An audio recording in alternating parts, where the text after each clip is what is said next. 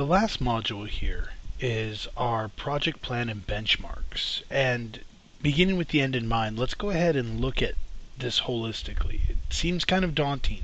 We have 3 phases, we have 3 benchmarks minimum. Down at the bottom, I'm going to actually start with the benchmarks. For our early phase, I'm going to have a DOL formative assessment. I'm going to give them, after about a week and a half, kind of a DOL test. All right, do you have the capitalization? Do you have the punctuation? Do you have the usage? And are you beginning to see those parts of speech? The second phase, their benchmark is going to be an individual model paragraph.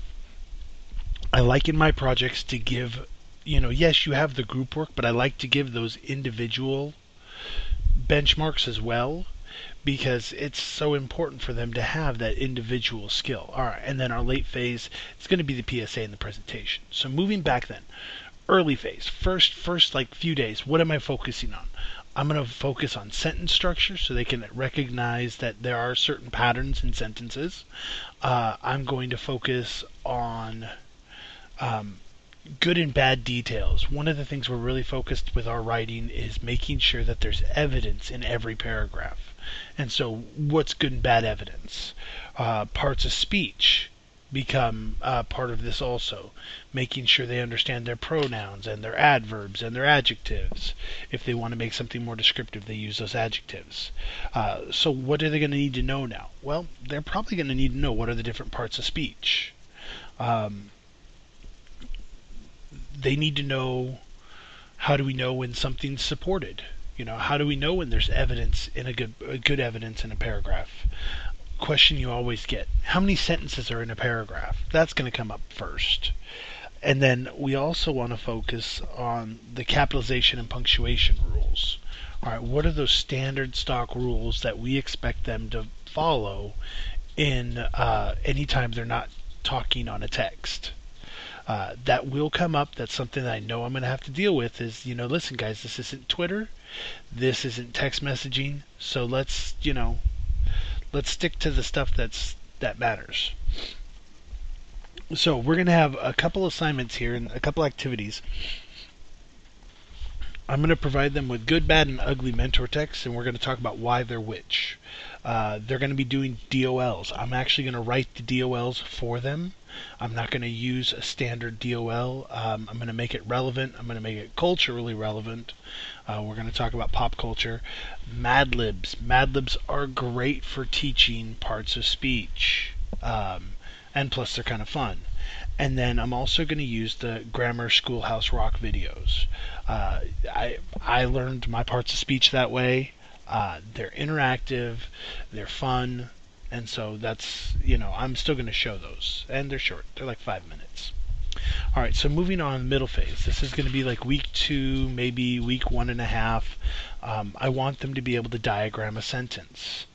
I want them to be able to be presented with 2 pieces of evidence in writing and be able to choose the right evidence for themselves. I want them to work on punctuation. I want them to own it. And then last, I want them to be able to start looking at persuasive writing. And how is persuasive writing a little bit different than everything else? So what's the procedures for persuasive writing? So for them, the need to knows, I'm just guessing here. These are the things I think they're going to want to know. They're going to probably want to know, how do you diagram a sentence? What is the format?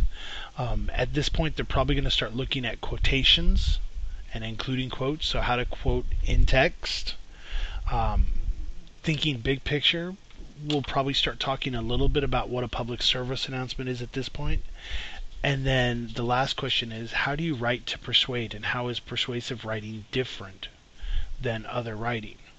So then moving down the scaffolding and activities, we're going to do sentence strips, but we're not going to do sentence strips like, we did when we were growing up. We're going to use our Promethean board, we're going to use our technology to do those sentence strips. We're going to do some peer editing because, as I said, the benchmark here is that individual model paragraph.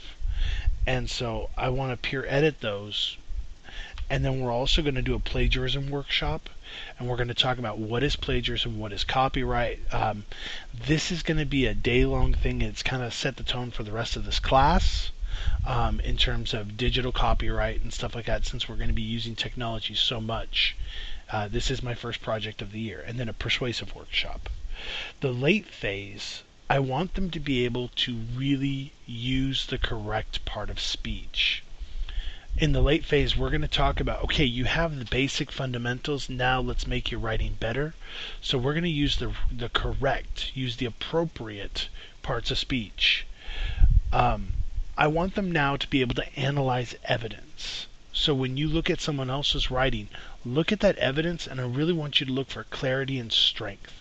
Do they have evidence that basically supports their essay, or do they have evidence that takes away from their essay? All right. We're going to do technical writing because they're going to be writing some directions, and so there are knowledge and skills that are needed for technical writing. And then we're also going to talk about student voice and style, because that's important. I think it's important for students to have their own style. Anticipating their need-to-knows.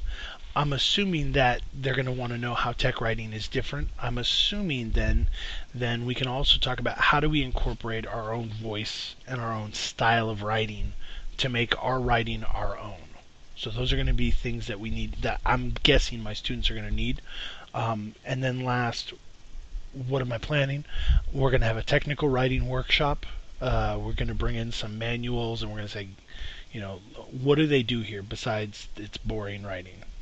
Because that's technical writing. And then we're going to have a voice and style workshop. And then the other thing I want to make sure I put in my plan here is that they're going to need significant amounts of time to work on their PSA. They're going to need significant amount of time to kind of work with their group, to work out their presentation, and that's all part of this process, is bringing this all together. So I need to make sure that I'm planning that in my lesson. So now let's pause and reflect. How can we extend this unit then for exceptional students? Well, they're going to create more complex paragraphs. The rules are going to be the same, but the model text that they use will be more expansive, and their presentations and their PSAs will be more elaborate. So it's not any more, it's just different, and it could be a little bit bigger. It could be a little more in depth. It could be a little more, they're going to show it to a higher degree. This concludes Module 3. You have the first 3 pages of your PLP done. You have your project plan basically all fleshed out, and now you need to sit down and look at that vocab, and you'll be ready to go. Thanks for joining me.